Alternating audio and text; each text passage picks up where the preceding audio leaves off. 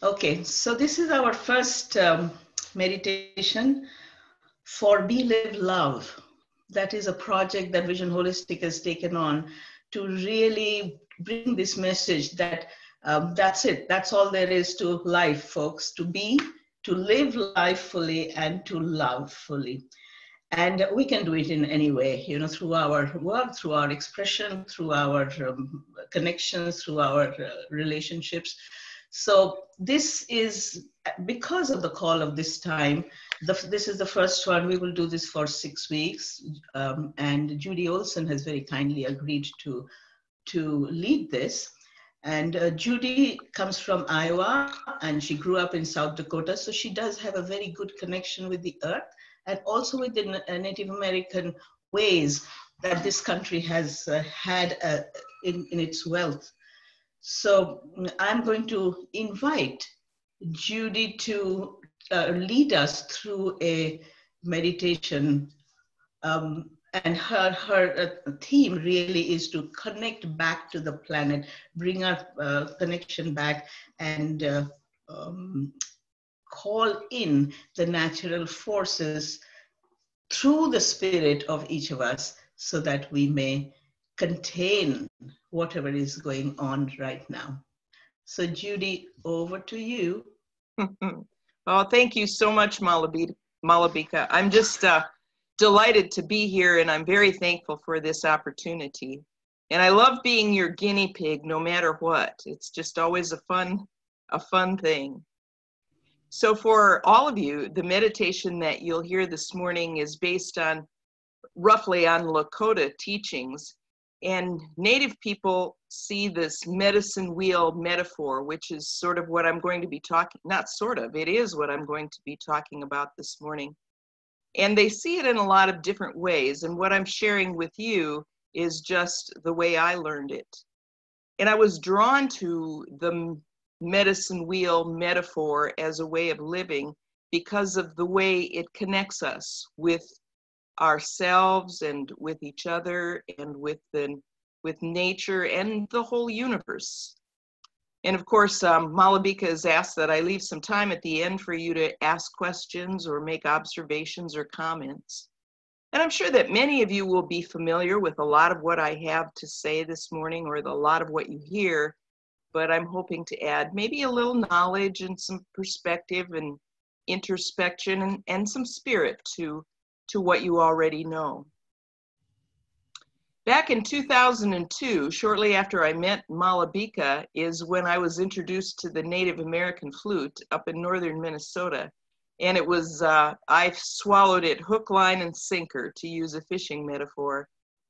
And I love playing it. I love the flutes because of the way I feel when I play them. And that's where I'd like to start this morning, is with a little bit of music. So I'm going to invite you to just sit back in your chairs or get as comfortable as you feel like you can, and just listen to the music and tune into your body as you listen to it.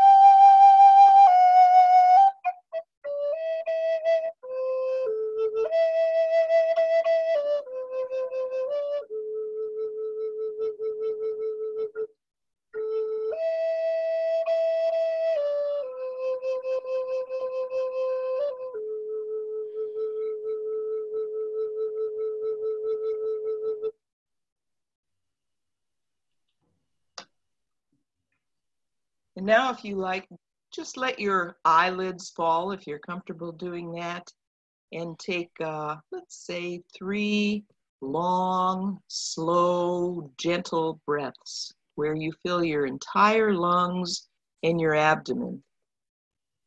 Concentrate on being very gentle. When you release a breath, pause for a moment and feel the way your body changes. Maybe you feel that it relaxes or releases or settles. Just a long, slow, deep inhale and a peaceful pause between each breath. And final breath.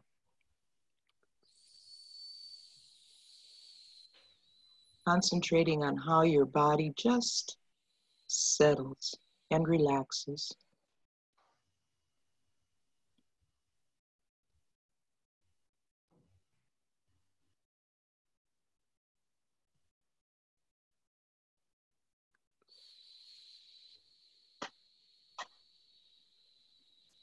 The medicine wheel is a metaphor for living. Much of our Western way of life, where I've grown up, and our storytelling, and just pretty much everything is linear. Our thinking is linear. And we see things in terms of the past and the present and the future. The events of our lives are remembered and we give them meaning in that context, in the context of past, present, and future. And often the events are independent of each other. They lack the deep connection that we as spirit beings have to everything. The medicine wheel, however, is circular. It's round. And when life is circular, it's related.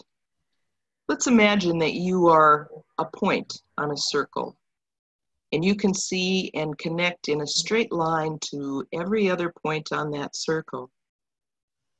So imagine for just a moment that all of the people that you know closely, all of the people that you love, are standing in a straight line in the middle of an endless field. Everyone you know in a straight line. They're all there, but it's a straight line.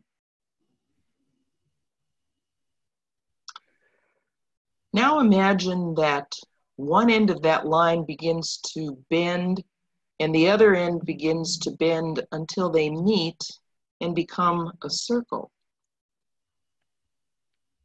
How does the feeling of having everyone you know and love change when it's a circle as opposed to a straight line? And just let that feeling penetrate your whole being right now and sit with that idea of connecting with everyone in what you have just imagined is your own personal medicine wheel, your life.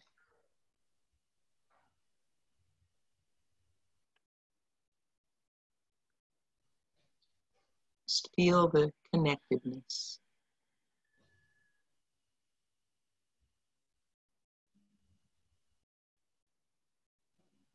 Now you're in a large circle, your own medicine wheel, and each point on that wheel represents a beginning, a middle, an ending, and infinite points in between. And what affects a given point on that circle affects the whole thing because it's all connected. And this metaphor for living is sort of a way of incorporating and interpreting and just assimilating the dynamic nature of human life, of all life, not just humans. And this way of looking at things, I think, helps us to live in harmony and balance with nature and with ourselves, with each other, and with the entire universe. Since virtually all life is cyclical, The four directions of the medicine wheel represent the four basic parts of any life cycle. The east represents the beginning or illumination. And it's that part, that eruption, if you will, that leads to the genesis of life or the beginning of a project or an idea or a process. It's the beginning. Moving to the south, we connect with a period of rapid growth and development that usually follows the birth of a sentient being or the germination of a plant or even an idea for that matter. The south is rapid growth and the passion with which that growth takes place. The west represents coming to fruition or maturity of an idea or a life or a process. And the last direction, the north, pays tribute to that time of rest or dormancy or stillness between the completion of one cycle before beginning another. Just ponder for a moment where you are in this circle. Are you in the east, the beginning of all there is? Or maybe you're in the south, the heat, light, and passion of growth and energy. Or maybe you're in the west that represents the harvest, the slowing down, beginning to reflect on the process. And looking inside for guidance because of the experiences you've had. Or maybe you're in the north, which pays tribute to the reflection that happens when you complete a cycle. It's the rest before beginning another cycle. The wisdom of the north honors that experience that you've gained in life. You might discover, as you try to figure out where you are, that you are actually in many places at one time. And most of us really are. Some parts of our lives are just beginning. Others are developing and still growing. Other elements of our lives are starting to wind down. And others have ended. And we're in that period of reflection and stillness before beginning another cycle. For now, just for our purposes, just choose a direction in which to stand and feel the energy of your place on the medicine wheel, where you are just at this moment.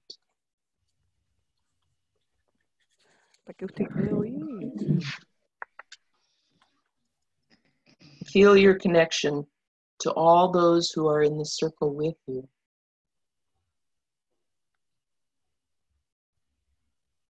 Feel your connection to the infinite,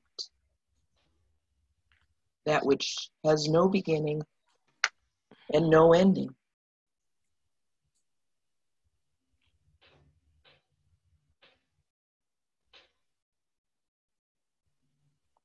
The East is the home of Grandfather's Sun, which is the source of visions.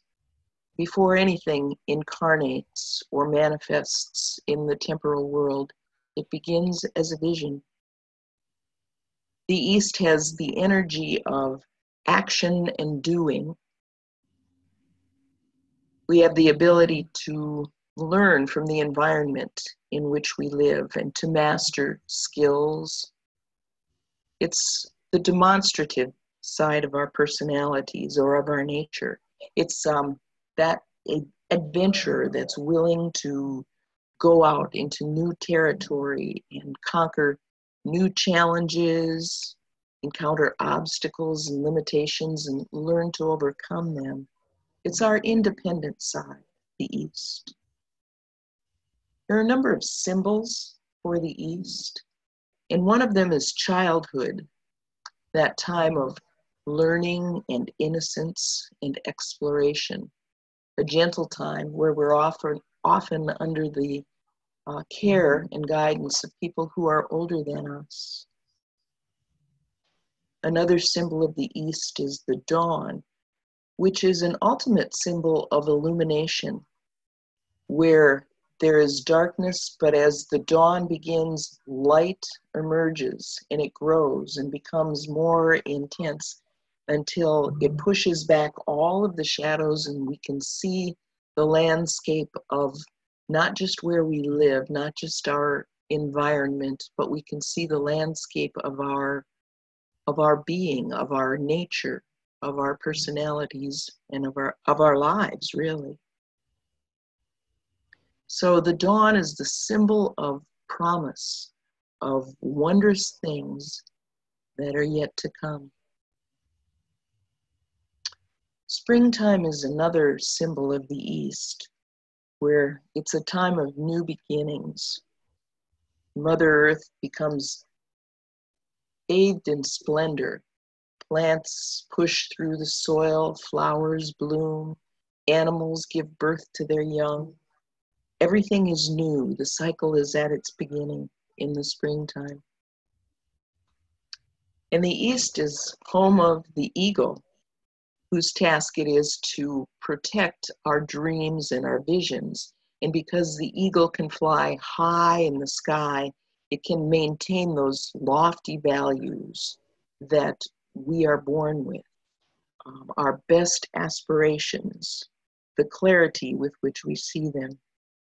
The eagle is this powerful symbol of freedom, especially freedom from the negativity, the bigotry, the fear of much of temporal existence. So take just a moment to connect with the energy of the East, the thrill of action, the innocence and wonder of childhood, the beauty of dawn and springtime, and the freedom of eagle. Just feel that energy penetrating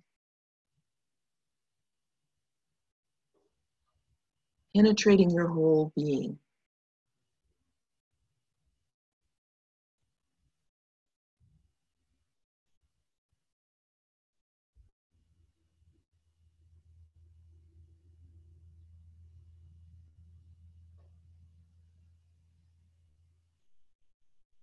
And give some thought to the parts of your life that dwell in the East, something that you are just beginning, ideas, processes, lives, the beginning.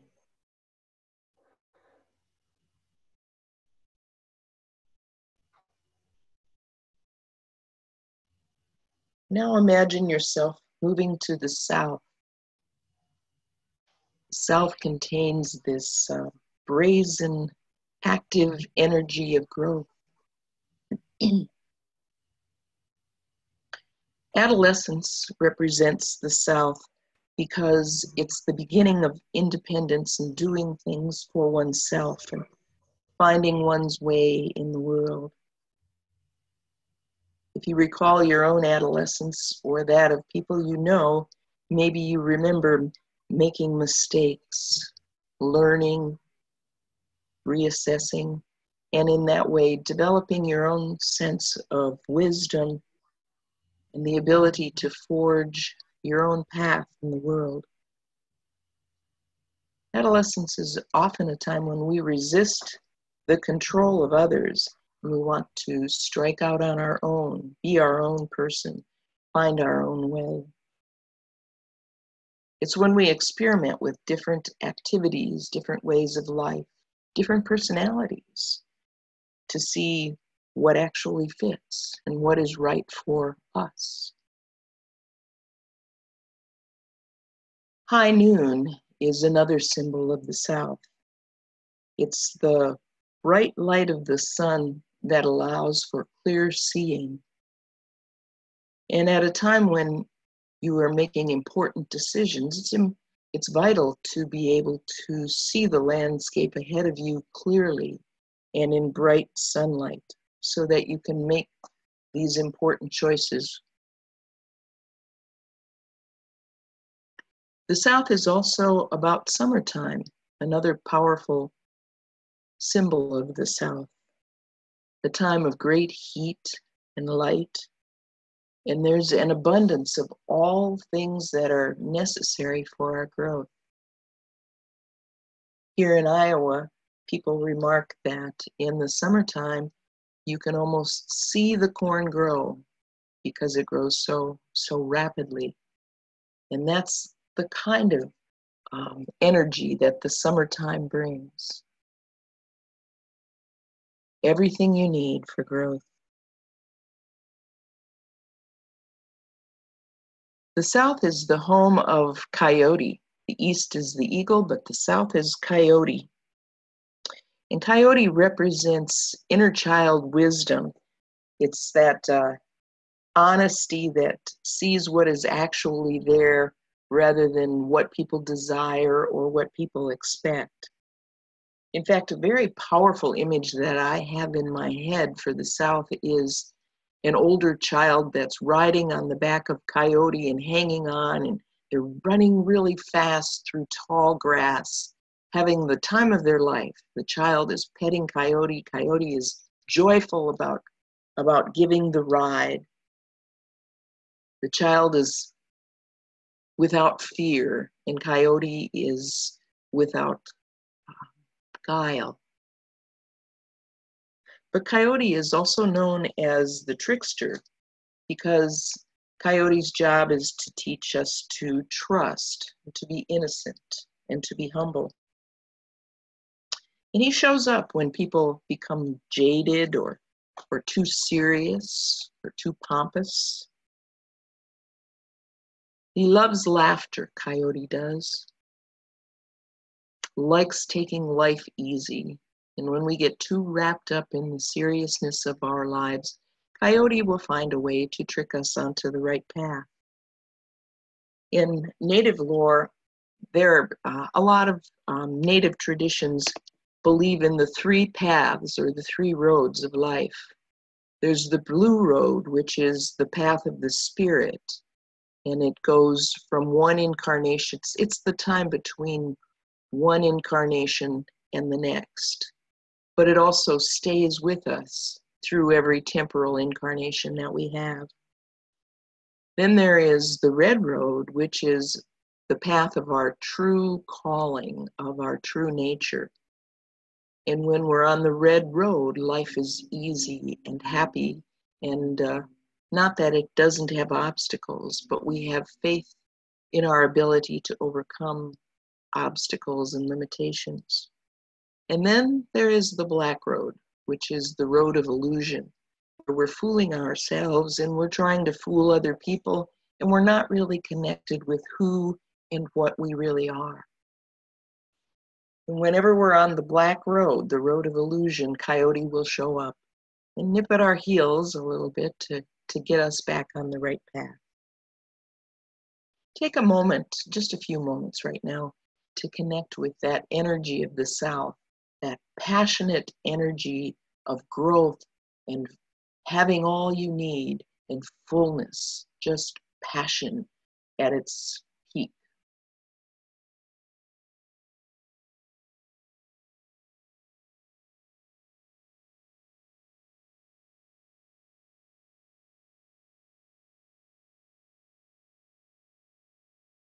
Allow your body right now to take one more deep, deep breath, gentle and slow, filling yourself with that energy.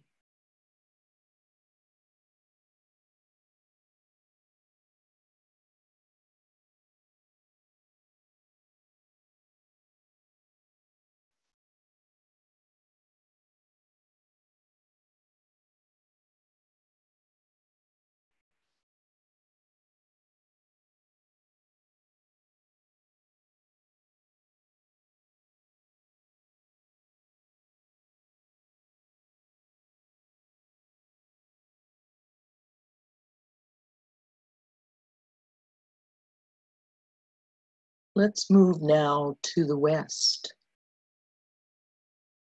The energy of the West is a more reflective kind of energy.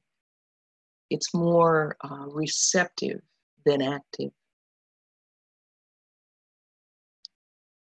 And the main feature of it is the ability to understand and know the source of wisdom. One of the symbols of the West is adulthood, which is a time of maturity and stability and great strength. We've gone through adolescence and learned those lessons, and now those lessons begin to bear fruit as we go through the stages of adulthood. We're at our strongest and often our most intelligent and our most resourceful time of life. As adults, we generally contribute far more than we take, and we provide leadership and guidance for those who are just beginning their path. Often, as adults, we're very aware of our strengths and our weaknesses. And if we've learned from our experiences and accepted the experiences and the lessons, we develop a kind of introspective wisdom that serves us well and helps us to understand the nature of power, which is not power over others, but rather it's the power to understand and to love and to show compassion for others, which is true power. Power over others is nothing more than an illusion, a fork into the black road, onto the black road. Another symbol of the West is twilight, which is the ending of day, a time for us to slow down, stop work, and rest.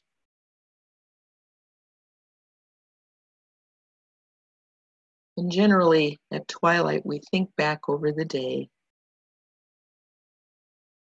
and get ready for the sleep that is to come.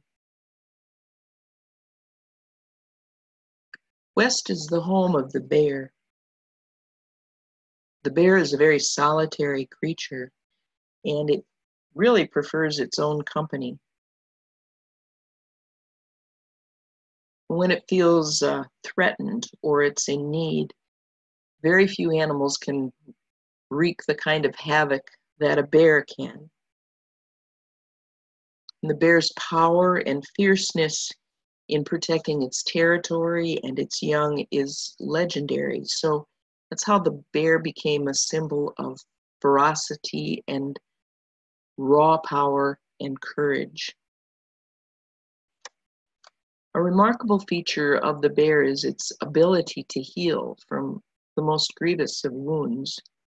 And even more remarkable, its ability to hibernate, to lie down with death once every year, and then at the end of the winter to emerge from its cave with a ravenous appetite. And often the female bears will emerge with young at their side. So this kind of hibernation becomes a metaphor for connecting with the beauty of the next cycle. Take a few moments right now to connect with your inner wisdom, your inner child wisdom, the wisdom that has come to you as a result of your personal experiences, your personal life plan, which is like no one else's on the planet. It is just yours alone, your wisdom.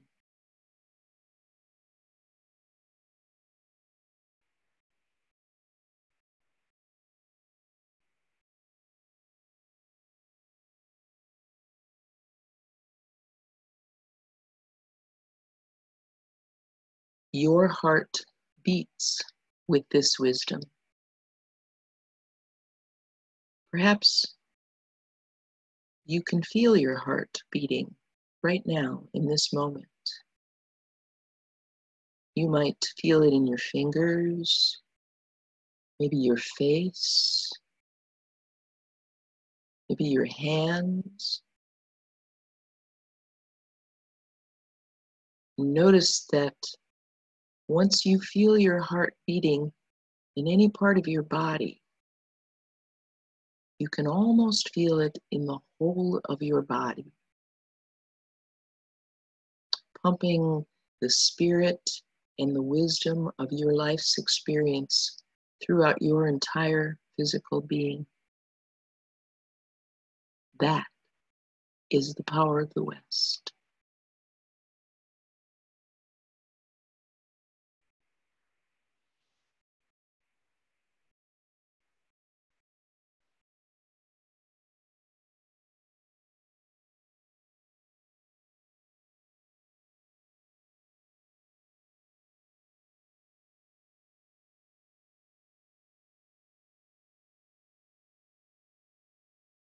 And now let's move to the North.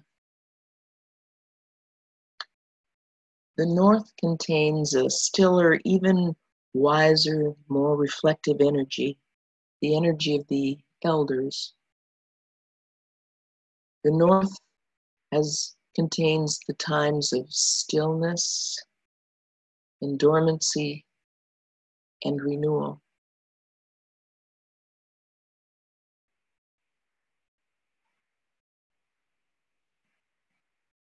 We in the Western world often neglect the North, move immediately from one thing to the next in our busyness, and forget to take the time to reflect and to renew and restore ourselves between the ending of one cycle and the beginning of another.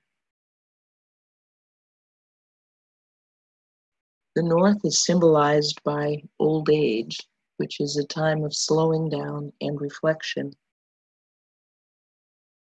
when often human beings will look at life with a kinder, gentler eye, and they'll realize that patience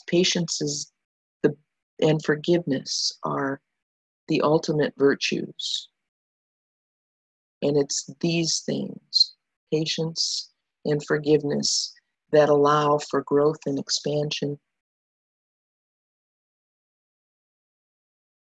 The true elders often replace judgment with compassion, and they pass on their wisdom to any who are willing to listen.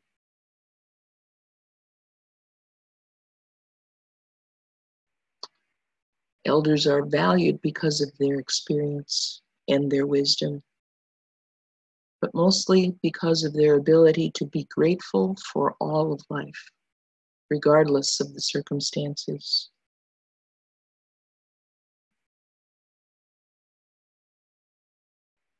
The North is also winter, stillness, dormancy, rest. If you look at trees in the winter, they look as though they're dead, but they aren't. There is deep growth taking place, growth that is imperceptible, but absolutely necessary for the buds to explode from the trees in the springtime. It's this deep, still, nurturing growth that symbolizes the North. And the North is midnight, darkness, when visions come. Taking that time of rest allows us to create wonderful, firm, fully developed visions for the future, for our future and for the future of mankind. So now sense this still, peaceful power of the North.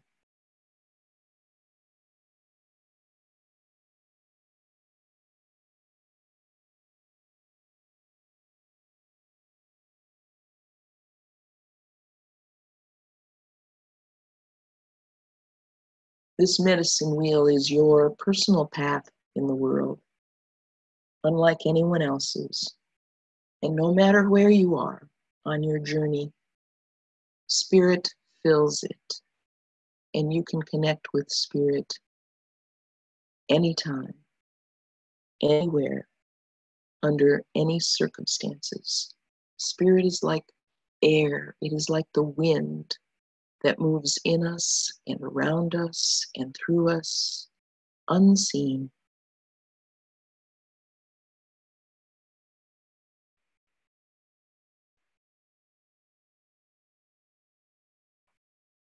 Unseen and forever supportive.